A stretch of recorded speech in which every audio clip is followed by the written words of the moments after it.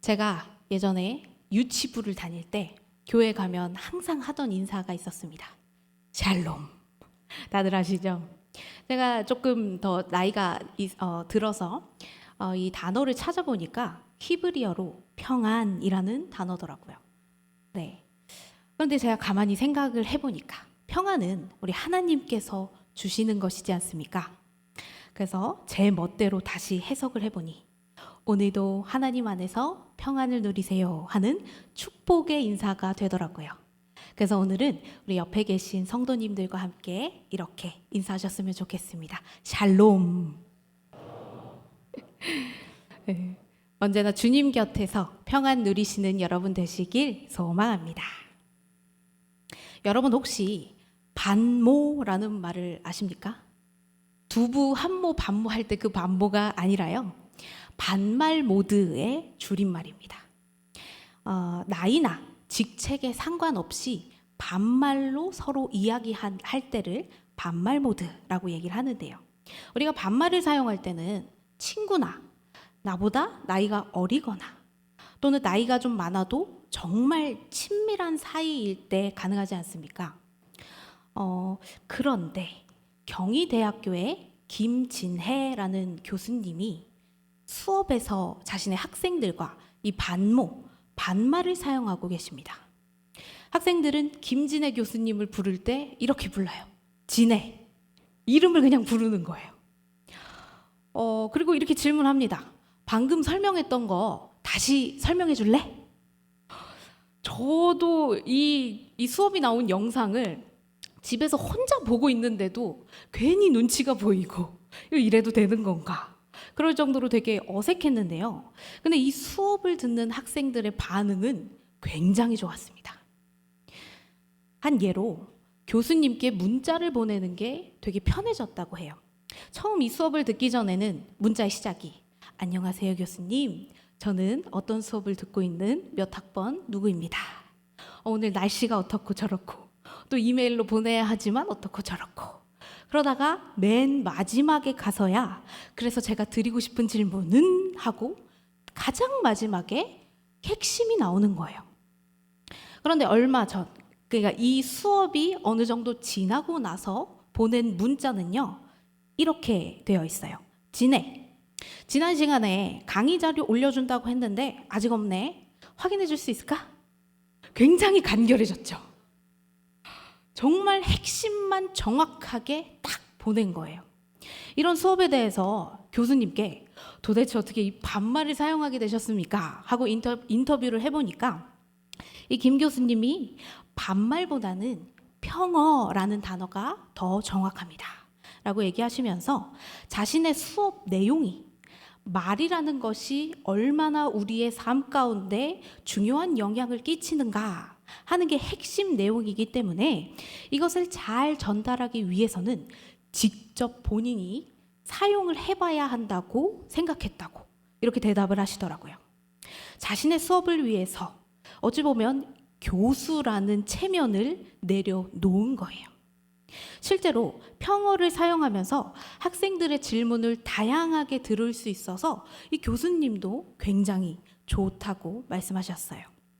이렇듯 자신을 낮추는 일이 쉬운 일은 아니지만 자신을 낮출 때 가장 중요한 핵심이 드러난다면 자신을 낮출 줄 아는 사람이 되어야 합니다. 오늘 성경 말씀에서도 제자들이 예수님께 천국에서는 누가 큽니까? 하고 여쭤봐요. 그때 예수님의 답이 이렇습니다. 자기를 낮추는 사람이 천국에서 큰 자니라. 오늘 말씀을 들으시고 여기 계신 성도님 모두 천국에서 큰 사람 되시길 소망합니다. 그렇다면 자기를 낮추는 사람은 어떤 사람일까요? 오늘 예수님께서는 두 가지 모델을 제시하고 계십니다. 첫 번째는 어린아이입니다. 오늘 본문 마태복음 18장 4절의 말씀을 우리 한 목소리로 함께 읽기 원합니다. 마태복음 18장 4절의 말씀입니다. 시작. 이 어린아이와 자기를 낮추는 사람이 천국에서 큰 자니라. 아멘. 당시 어린아이에 대한 인식이 어땠는가 하면요. 마태복음 19장 13절에서는 이렇게 말씀합니다. 사람들이 예수께서 안수하고 기도해 주심을 바라고 어린아이들을 데리고 오매 제자들이 꾸짖거늘. 노키즈존이라고 해서 영유아나 어린이들이 매장에 들어오지 못하게 하는 그런 가게들이 있습니다. 호기심이 많고 에너지 가득한 우리 아이들이 소리도 지르고 싶고 뛰어다니고 싶고, 그런데 이 매장 내부에서 안전사고가 발생할 수도 있고 또 그 매장을 이용하는 주된 고객층이 좀 이렇게 방해를 받을 수 있다라고 생각해서 노키즈존, 아예 들어오지 못하게 하는 그런 매장들이 있습니다. 아이들의 이런 모습들이 예수님의 제자들의 눈에도 예수님께서 불편해하실 거라고 생각했던 모양이에요.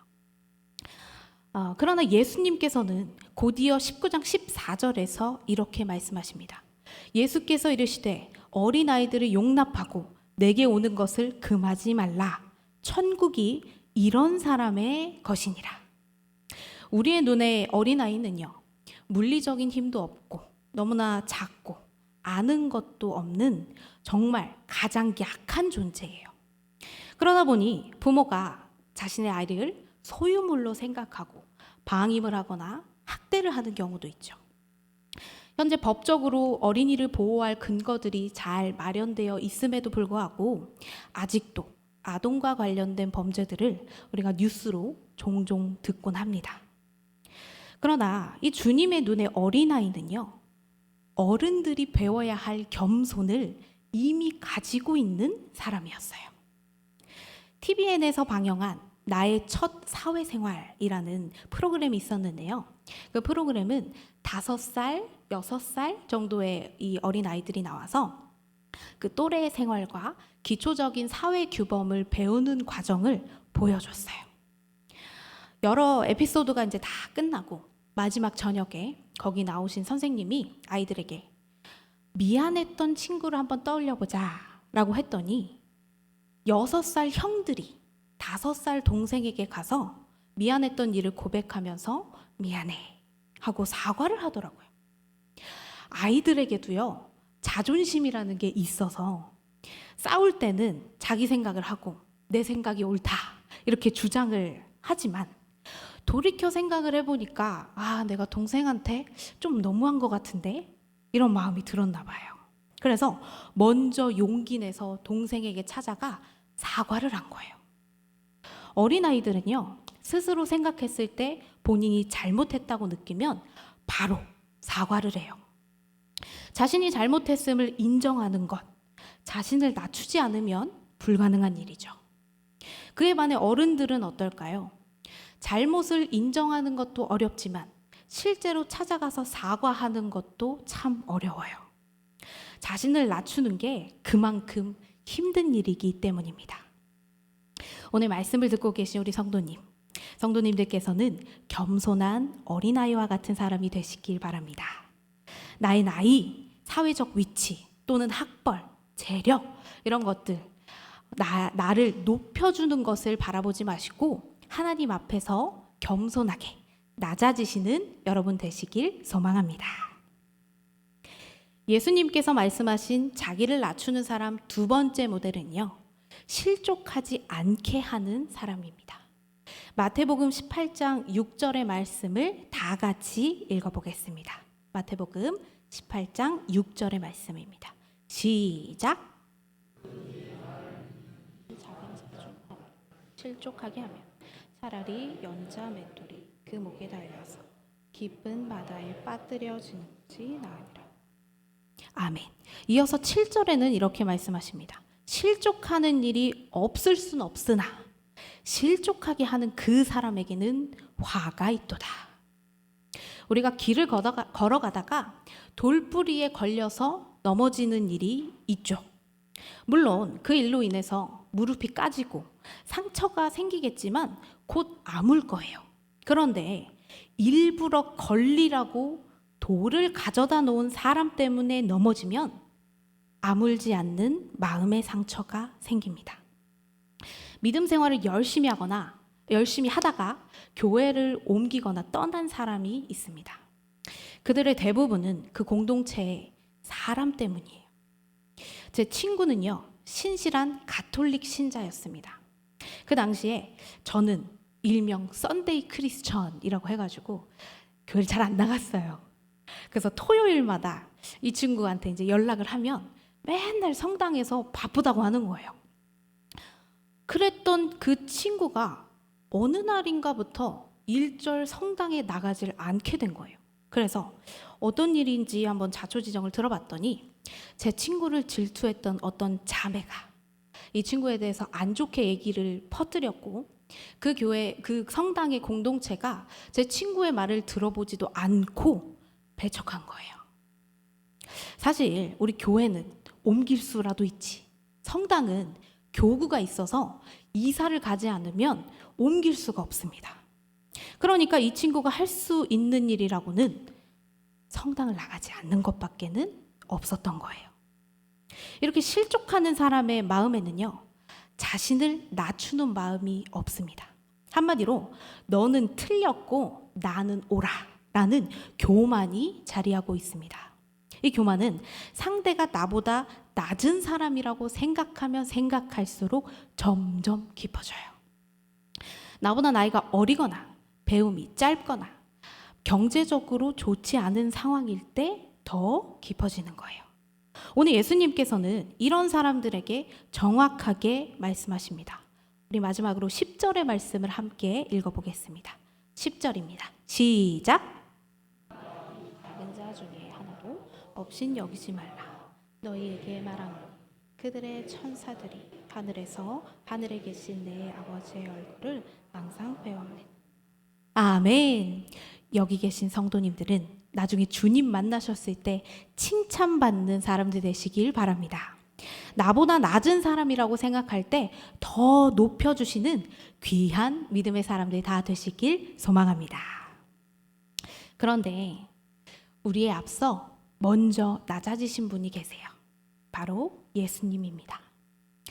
예수님께서는 가장 높은 곳에 계시는 분이지만 가장 낮은 곳으로 오셔서 가장 낮은 이들과 함께 계셨습니다.